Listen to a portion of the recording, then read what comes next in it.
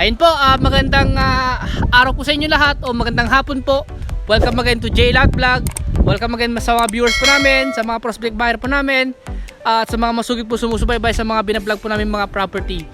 Ayun po, for this episode po ng ating pag-vlog, andito po kami sa bayan po ng Umingan, Pangasinan, at meron po kaming ipapakita sa inyo na residential farmland po siya. Ayan, dito nga po ay ito nga po yung barangay road, sementado, papunta po sa highway. Ang estimate ko mga 7.7 kilometers po. At ito nga po, dito po yung kuryente, dito po yung internet connection. Meron na pong solar light dito po sa kanyang barangay road. So ito nga po, ito po yung papasok po sa property. Diyan na po yung property na binibenta. Ito na po. Di lang po namin sure kung dyan po mag-start yung property. Ayan. At ito nga pong road na to ay right of way po ito. Itong right of way na po ito ay registered po siya. Ayan, registered po ito. Naka-indicate po sa mga titulo nila. Meron po naka-indicate doon na alley. Alley, ibig sabihin po noon, right of way po. 3 meters po yung naka-indicate po sa mga titulo nila. Ganoon din po sa lot plan ng kabuuan nito, yung subdivision plan po nito, lahat nito. At yun nga po, naka-indicate yung right of way po dito. So, ito nga po ay meron po sukat na 6,000 square meter. At ang kanyang titulo po ay Torres Title po ito, TCT. Ayan.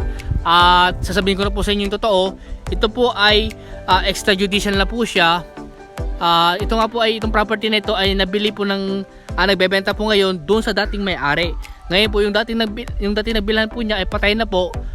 Yung ano yung namatay, yung asawa o yung lalaking asawa o yung babae? Yung babae.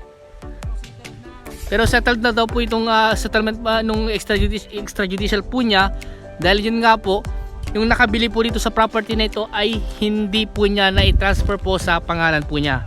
Ayan. Pero settled naman na po, willing naman po pumirma yung mga heirs nung namatay, at ganoon din po yung asawa. Ayun po. So ito nga po, 6,000 square meter, at ang kanyang frontage siguro mga nasa 100 mahigit, 100 more or less. 100 mahigit to, 100 mahigit kasi 6,000 square meter na pahaba ito. Sabihin natin mga nasa 150, ganun, 100 to 150 meters. Ayan. So ito nga po ay tawag dito. Ang presyo po ng property po natin ay 1.5 million all in. All in na po 'yon, hanggang transfer of title na po siya. Sagot po ni salary, capital gain tax, documentary stamp, state tax, yan po. Mga transfer of title, yun nga po. Dili ko sa survey. Dahil nga po dito, itong katabi po ng property na binebenta po ngayon ay yung mga katabing property po niya ay nabenta rin po namin. Last year po nabenta po namin itong property na ito. This year lang po, kailan lang, siguro isang buwan na, mahigit na boss, na nabenta natin itong katabi naman dito sa harap, sa tapat. Ayan. Property na yung nabenta namin dyan. Halos tatlong property po ito. At magkakasunod lang po iyan. At ito nga po, binibenta na rin po itong harap. Ayan po, meron po nakatanim po dito na ano to? Kamatsili. May kawayan. May kalabaw. may kalabaw na nakasuga. Hindi po ano yan. Hindi po kasama sa bentahan yan. At ito nga po ay maganda po siyang residential. Maganda po siyang i-develop. Maganda po siyang pagtanom ng mga fruit bearing, kagaya po ng mga mangga o mga dragon fruit. Ganun po, pwede po. Ayan. Ang source of water po dito ay deep well. At yun nga po, residential na po siya, kasi nga po itong palibot po ng property na ito ay puro kabahay na po yan. At dito po kitang kita po yung bundok po ng Amurong. At dito po sa banda rito, ito likod po ng property na ito ay school na po siya, elementary school po yan. At dito lang po yung kanilang barangay hall, malapit lang po dito. Ayan. Tapos yun nga po, ang rough road lang po talaga yung papasok lang po dito sa property. Pero the rest po, sementado na po siya, hindi po siya mahirap puntahan. Kahit po kotse makakapasok po dito. Kahit nga po yun nga po, kahit sa sa town proper, ang estimate kong layo niya siguro mga 10 kilometers po siguro, ganun ang estimate ko po, o lalagpas pa doon. Ayan. Sa Tiplex Carmen naman po, siguro estimate ko mga 20 minutes po ang driving. Sa Maynila mga 3.5 hour, ganun po. Ayan.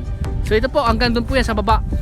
Itong property natin dito sa medyo taas po niya, flat terrain po ito, pero dito sa banda rito ay slope na po siya.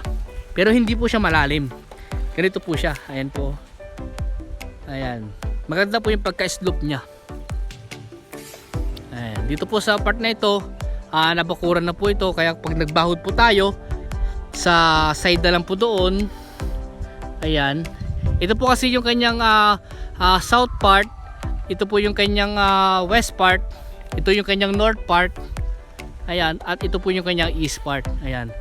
South, north, tsaka east ang babakuran na lang po. Kung sakali. Ayan. May kawain na po tayo dito.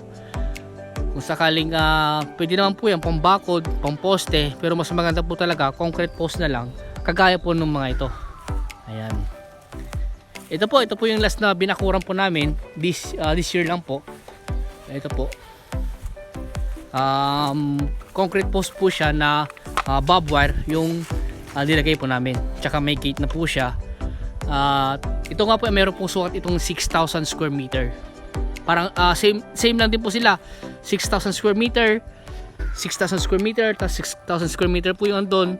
Tapos ito rin po 6,000 square meter. Pero yung kanyang shape naman po ay pahaba naman po siya na papunta po sa kalsada o sa barangay cemented road po. Hindi po siya pag ganun pahabang ganun, kundi pag ganun po siya pahabang ganun. Ayan. So ulitin ko po, ito po yung kanyang right of way o alley na naka-indicate po sa mga titulo po nila. Talagang registered po ito na hindi pwedeng sarahan kahit sinuman. Ayan.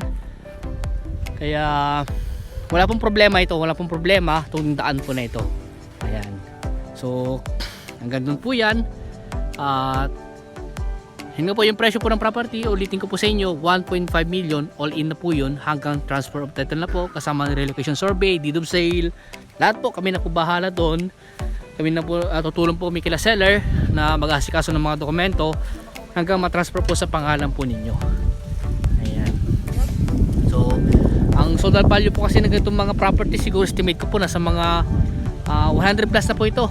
100 plus na po siguro ito. Ayan. Ganun po ang estimation po namin sa kanyang zonal value. Ayan. So ito po, bago po mag-end sa aking video sa property na ito, panoorin nyo po yung kanyang aerial video para makita nyo po yung kanyang view sa taas. At imamark na lang po ulit yung mga boundaries po niya. So hanggang dito po muna yung aking vlog sa property po na ito. Kung may mga katanungan po kayo regarding po dito, tawag lang po kayo sa akin. Naka-flash naman po dyan sa screen yung aking number. At naka-registered po yan sa Viber at WhatsApp. Ayan. Sa Messenger po, andyan lang po sa description box. May mga po yung mga link ng aming Facebook group, YouTube channel, Facebook page po. Andyan po yan. Click na lang po yung link na yan at pa-subscribe na rin po at pa-follow na rin po sa aming Facebook page. Ayan, nabubulol na ako. So ayun po, hanggang dito po muna at maraming salamat po sa inyo lahat at God bless po.